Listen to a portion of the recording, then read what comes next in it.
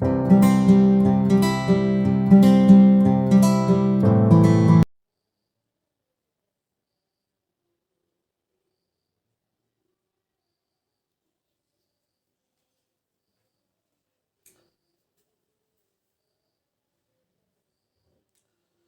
Everyone, my name is Abhishek Pandey.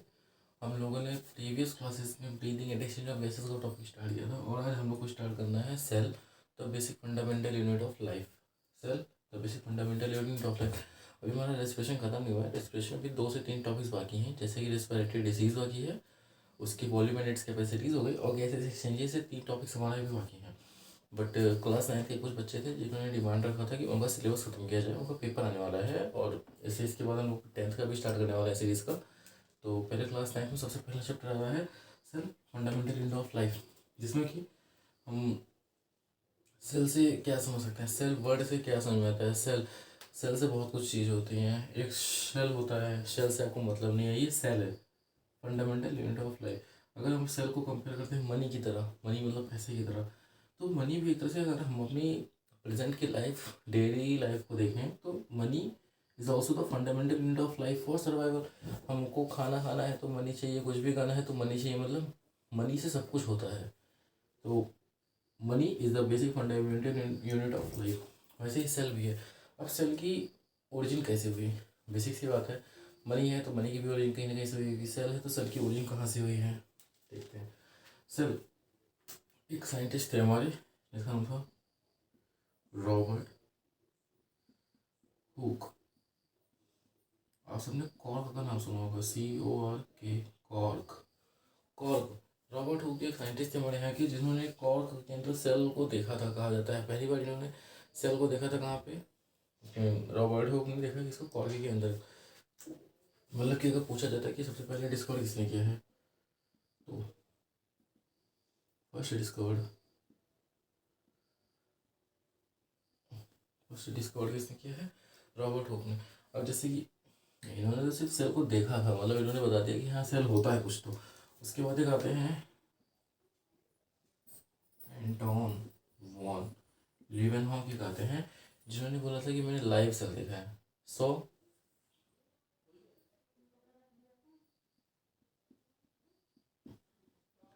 इन्होंने कहा था कि मैंने लाइव सेल देखा है। लाइव सेल मतलब कि जिंदा सेल, जिससे एक तरह से समझ सकते हैं जिससे ग्रोथ हो रही है, ठीक है। एंटोन वॉन लीवेनहॉक ने क्या देखा है, लाइव सेल देखा है। रॉबर्ट हुक ने सबसे पहले कॉर्क में सेल की डिस्कवरी की थी, and Robert Hooke firstly discover the cell किसमें, कॉर्क में। उसके बाद एंटोन वॉन लीवेनहॉक ने लाइव सेल देखा है। जैसे कि एक एग्जांपल लेते हैं, सर हम लोग को समझना है, जैसे कि एक छोटा सा एग्जांपल लेते हैं। जैसे मैंने मनी की एग्जांपल दिया है, वैसे कि एग्जांपल में ले सकते हैं। मान लीजिए किसी का घर है, होम। अब घर बनता कैसे है, छोटे छोटे ईंटों से।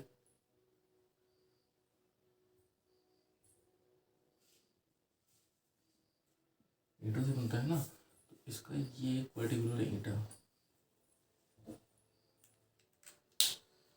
ये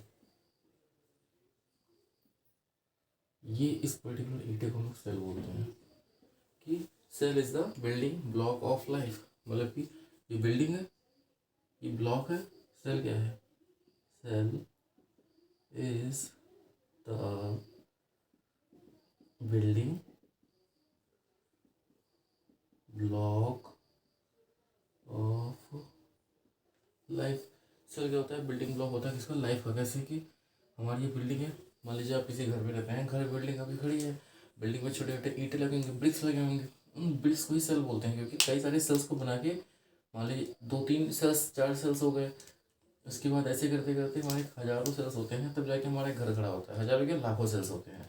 तो cell is the building block of life. अगर हमारे से क्वेश्चन कोई पूछता है कि सबसे पहले सेल की डिस्कवरी किसने की थी, तो आप बताओगे रॉबर्ट हुक ने सबसे पहले सेल की डिस्कवरी की थी। सबसे पहले किसने की थी, रॉबर्ट हुक। सेकंड नंबर पे एंटोन वॉन लीवेनहॉक ने लाइव सेल देखने का दावा किया था कि मैंने लाइव सेल देखा है, डिस्क्राइब लाइव सेल हो गया।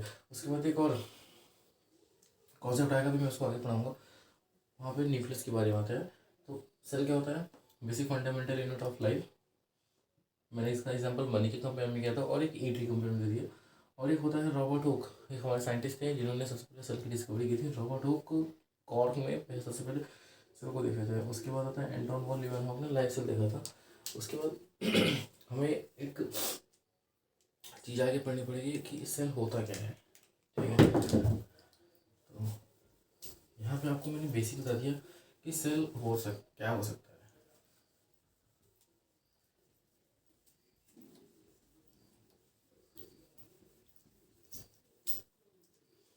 मैंने आपको बेसिक बता दिया सेल क्या होता है। उसके बाद एक चीज़ पूछ सकते हैं, सेल है सारे ऑर्गेनिज्म चाहे वो एनिमल हो, चाहे प्लांट्स हो, चाहे हम सब कुछ भी हो, तो यहाँ लिखा जाएगा ऑल ऑर्गेनिज्म आर कंपोज बने होते हैं।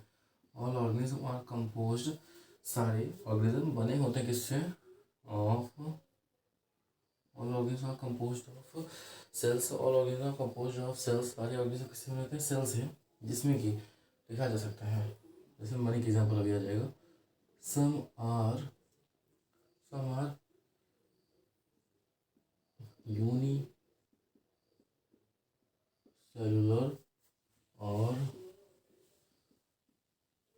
सम आर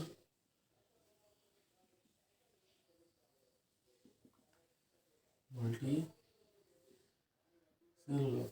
इसमें चीज़ समझते हैं सारे ऑर्गेनिज्म बने किससे होते हैं, सेल से होते हैं। All organism are composed of cells, लेकिन उसमें से बट कुछ उसमें यूनिसेलुलर होते हैं, कुछ होते हैं मल्टी सेलुलर। अब आपके दिमाग में क्वेश्चन आ रहा होगा कि यूनिसेलुलर टर्म क्या होता है, यूनिसेलुलर आपके दिमाग में टर्म आ रहा होगा, और आपके दिमाग में आ रहा है मल्टी सेलुलर क्या होता है। यूनिसेलुलर का यूनी मतलब कि वन, इसका सेलुलर का मतलब होता है सेल। जैसे यहाँ पे मल्टी, वन प्लस, ये फोन वाला वन प्लस नहीं है, ये सेलुलर मतलब होता है सेल।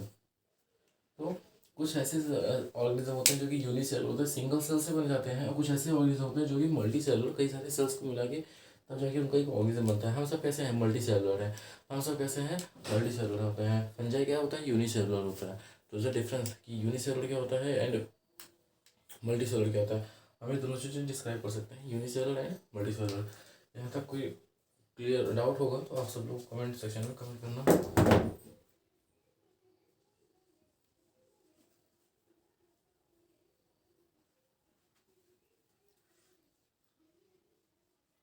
अभी मान लीजिए हमारे क्लास में कोई ऐसा स्टूडेंट हो जिसको सेल कभी उसने रियल में देख लिया, उसके बाद उसको उसकी डिस्कवरी उसने कर दी। डिस्कवरी के बाद अब उससे पूछा जाएगा, मान लीजिए आपने कुछ ऐसा नया देखा, आपने बताया कि मैंने इस चीज़ को देखा है, ऑब्जर्व किया है कहीं से, तो आपसे पूछा जाएगा कि तुमने किस बेसिस पे किया है, कि उसका ओरिजिन क्या है। अब यहाँ पे सेल मैंने बोला था, सेल की ओरिजिन पे तो कुछ ना कुछ होगी। सेल की आया कहाँ से सेल है, सेल का ओरिजिन क्या है, सेल के बारे में क्या होता है। हम लोगों ने ये जानने कि सेल से सब कुछ बनता है, सारे ऑर्गेनिज्म सेल से बने हैं, लाइफ जितनी भी है सब कुछ सेल से होती है। सेल का मतलब कि सेल समझ लीजिए बेसिक यूनिट होती है लाइफ की। Cell is the basic unit of life. Fundamental तो है ही, लेकिन देखिए यहाँ पे और लिख सकते हैं cell is the basic unit of life, जिसकी को मतलब कि जिसके बिना कुछ भी नहीं हो सकता है। सेल क्या है, एक बेसिक यूनिट है लाइफ की। तो अगर किसी ने डिस्कवरी की है किसी भी चीज़ के बारे में, तो उसकी ओरिजिन कहाँ से है ये भी जाना जाएगा। तो ये तो सबको पता है कि सेल क्या होता है, सबने पता है। तो मान लीजिए हमारे क्लास का कोई बच्चा है, उसका नाम मैथियास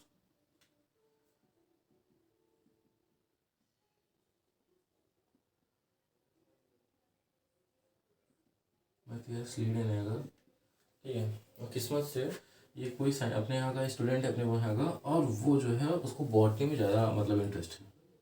इसमें बॉटनी जो कि बायोलॉजी का पार्ट होता है, बायोलॉजी के मेनली दो पार्ट्स होते हैं, बायोलॉजी के दो पार्ट्स होते हैं, one is botany and one is zoology. तो ये बच्चा बॉटनी में इसको ज़्यादा इंटरेस्ट है, ठीक है। कोई एक मतलब स्टूडेंट है अपना, जिसको हम लोग आगे चल के साइंटिस्ट बनना चाहता है, उसका नाम मैथियास लीडन है, जो कि वो बॉटनी में बहुत ज़्यादा इंटरेस्ट है। बॉटनी किससे सब्जेक्ट होता है, रिलेटेड होता है, बॉटनी किससे रिलेटेड होता है, प्लांट से। जूलॉजी मतलब एनिमल्स। तो इसने कई सारे प्लांट्स को ऑब्जर्व किए। क्या किया इसने, प्लांट्स को ऑब्जर्व किए। कई सारे प्लांट्स है, पीपल नीम सब सारे सारे यूज आते हैं, सारे प्लांट्स को इसने ऑब्जर्व किए। और इसने एक चीज़ नोटिस किया कि कई सारे प्लांट्स में हर तरह के अलग अलग सेल्स होते हैं, मतलब कि सिंगल सेल भी है। जैसे कि प्लांट्स हैं तो डिफरेंट सेल्स होंगे। इसने क्या ऑब्जर्व किया, मैं इसमें को कोई हमारा स्टूडेंट था, मान लीजिए इसका नाम एक्सवाइजेड कुछ भी है, मान लीजिए इसका नाम देव है। देव बॉटनी में बहुत अच्छा है, इसको बॉटनी में बहुत ज़्यादा इंटरेस्ट है। ये प्लांट्स के कई सारे प्लांट्स को इसने ऑब्जर्व किया, जिसमें इसमें पाया कि हर एक जो प्लांट्स में जितने भी होते हैं सबकी सेल्स जो होती है डिफरेंस होती है। मतलब कि ऑब्जर्व करता है कि all plants are compose of different kinds of cells, मतलब कि सारे प्लांट्स जो बने होते हैं प्लांट्स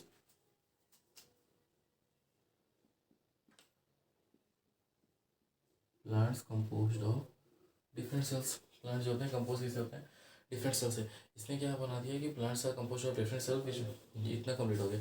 ठीक है, सेम टाइम पे मतलब कि हम लोगों ने सेल पढ़ लिया, सेल के बारे में ये हो गया। उसी के सेम टाइम पे एक थे, कोई हमारे यहाँ का बच्चा था थियोडर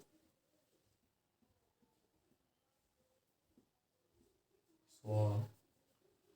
मान लीजिए एक कोई स्टूडेंट था हमारा थियोडर स्वान, इस कोई स्टूडेंट है, इसका नाम है हर्ष। ठीक है, कोई मान लीजिए स्टूडेंट है हमारा थियोडर। एक मान लीजिए मैथियस लीडन थे, जिनकी बॉटनी में बहुत ज़्यादा रुचि थी, जिन्होंने प्लांट्स के कई सारे प्लांट्स को ऑब्जर्व किया, जिसमें उन्होंने पाया कि all plants are compose of different types of cells. और यहाँ पे थियोडर स्वान थे, इनका क्या नाम था, ये जूलॉजी में थे। जूलॉजी मीन्स एनिमल, इन्होंने एनिमल की स्टडी की। एट द सेम टाइम इनका जो ईयर था टेन्योर 1838 था, इनका जो था 1839 था। ठीक है, इन्होंने एनिमल्स पे इन्होंने एनिमल्स को देखा था। इन्होंने भी सेम कॉन्सेप्ट पाया कि compose of different types of cells. इन्होंने भी सेम ही चीज़ हुआ, यही सेम कॉन्सेप्ट इन्होंने यहाँ पर बताया कि एनिमल्स भी कई सारे सेल्स से मिलकर बने होते हैं। तो यहाँ पे इन लोगों ने ये तो बता दिया कि सेल्स क्या होते हैं, कि कितने टाइप के सेल्स से मिलकर बने होते हैं, प्लांट्स में क्या होता है, एनिमल्स में क्या होता है। लेकिन इन लोगों ने अभी तक किसी भी तरह की ओरिजिन नहीं बता पाई थी। ठीक है, बस इतना इन लोगों ने बता दिया था कि ऐसा कुछ होता है। और एक और इन्होंने गया कॉन्सेप्ट क्रिएट किया था इन दोनों ने कि पॉइंट क्वेश्चन अच्छा है ये, all cells arise from pre all cells arise from pre existing cells. इन्होंने क्या राइज किया था कि जितने भी सेल्स होते हैं कहाँ से बने होते हैं, प्री एग्जिस्टिंग सेल से। जैसे कि जो सेल खत्म होती है, अभी जो पुरानी सेल्स थी उसी से एक नई सेल की जनरेशन होती है। All cells arise from pre existing cells, इन्होंने बताया था। इन्होंने की एक थ्योरी है जो कि हम लोग जिसको बोलते हैं सेल थ्योरी। एक थ्योरी हम लोगों ने बनाई थी, इसको हम लोग बोलते हैं सेल थ्योरी। हमारे बच्चों ने मिलकर सेल थ्योरी बनाई थी, जो कि आगे चल के साइंटिस्ट बनते हैं, जिसका नाम एक का नाम था मैथियस लीडन और दूसरे का नाम था थियोडर स्वान। इन लोगों ने एक सेल थ्योरी बनाई थी, लेकिन वो सेल थ्योरी इनकम्प्लीट थी, क्योंकि इन लोगों ने तब भी नहीं बताया था कि सेल, इन्होंने ये बता दिया कि ऑर्गेनिज्म बनते सेल से हैं, लेकिन ये नहीं बताया था कि सेल्स आए कहाँ से, सेल कहाँ से बना है। तो एक बहुत होशियार बच्चा था हमारी क्लास का, जिसका नाम था रुडोल्फ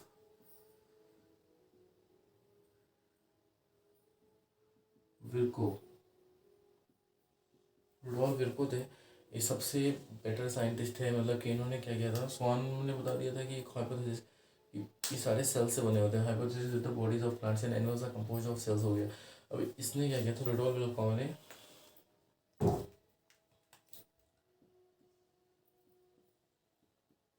1855 का टाइम चल रहा था, 1838 एंड 1839 आपको पता ही होगा। 1855 में रुडोल्फ विर्को हुए थे। इन्होंने क्या कर दिया था कि इन्होंने बता दिया था कि सारे लिविंग ऑर्गेनिज्म जो होते हैं सेल से तो बने होते हैं। All living organism composed of cells and products of cells. ठीक है, सेल थ्योरी होगी, इन्होंने सेल थ्योरी बताया था। इन्होंने सेल थ्योरी बताया था, इसमें पहले आता है ऑल सारे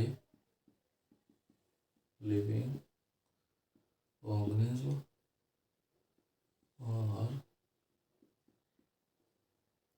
are composed of cells.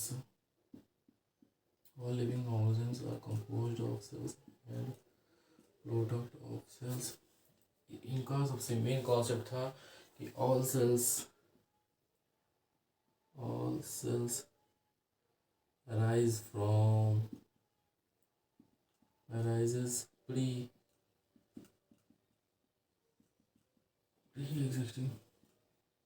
cells। इनका सबसे मेन कॉन्सेप्ट था कि जितने भी सेल्स हैं वो अराइज किए हुए हैं प्री एग्जिस्टिंग सेल से।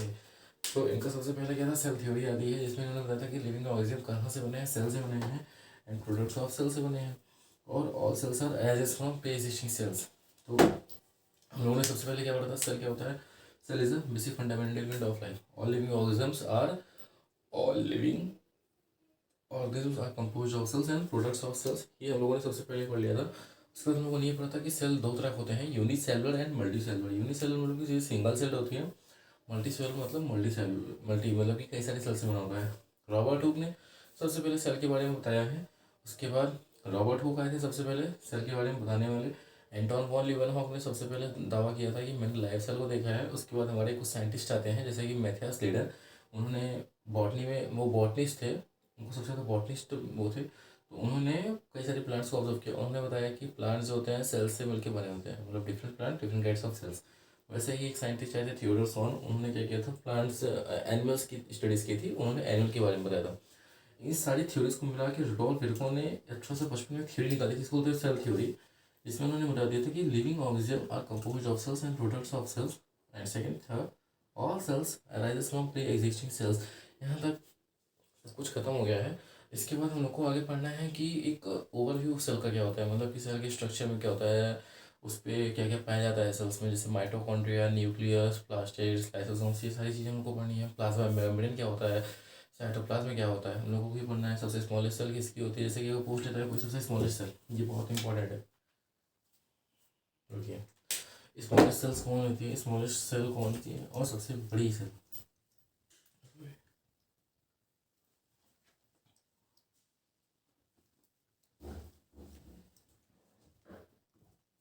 जैसे कि पहला